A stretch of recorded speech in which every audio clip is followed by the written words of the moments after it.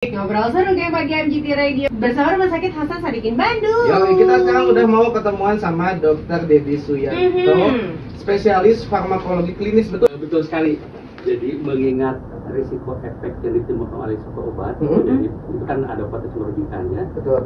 Pemerintah otoritas terkait harus membuat aturan supaya masyarakat bisa mengakses obat itu menghindarkan efek yang tidak diinginkan. Ada penggolongan obatnya berdasarkan tujuan tersebut. Yang pertama ada namanya obat bebas. Obat bebas itu obat yang bisa dibeli tanpa resep dokter. Seperti Jaja bilang bisa beli di warung ya. Obat bebas ini obat apa saja? Biasanya sih obat keluhan yang ringan-ringan saja, gitu ya. Keluhan, aduh saya demam, saya sakit gigi, saya meriang gitu. Nah itu kan mereka mendiagnosis itu boleh. Nah obat-obatnya pun boleh dibeli secara bebas. Kalau kita lihat logonya tuh warnanya hijau. Bisa apotek, bisa dari fasilitas kesehatan rumah sakit, puskesmas, klinik, obat atau obat yang berizin.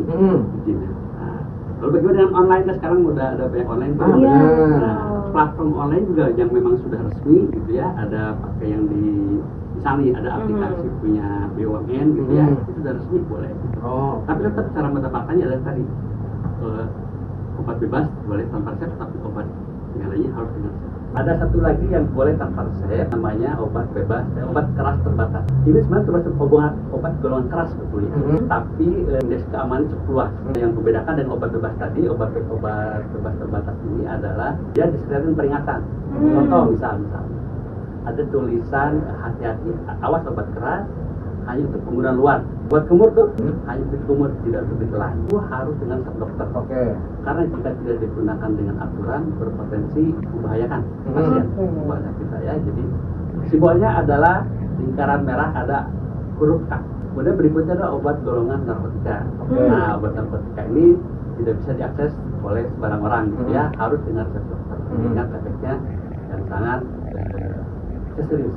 Sakit itu kan ada yang sakit akut, sakit kronis ya. Nah, biasanya untuk sakit akut itu biasanya tidak lebih dari 3-5 hari. Ketika tidak ada berubah dalam 3 hari atau maksimal 5 hari, ya harus kita cek karena keluhan tidak membaik dengan obat yang kita dapatkan itu, berarti ada sesuatu yang tidak beres yang harus dicari penyebabnya apa. Kan kalau misalnya keluhan ringan dan tidak ada penyebab yang serius, dalam 3-5 hari itu resolve sendiri kan. Dibantu dengan obat, tidak istirahat yang cukup, minum makan yang bergizi, yang seimbang gitu ya, itu akan stop sendiri gitu. Kalau tidak ada proses yang memang berlanjut. Tapi ketika ada itu gejala menetap bahkan memberat gitu ya, berarti tidak boleh tumbuh lagi.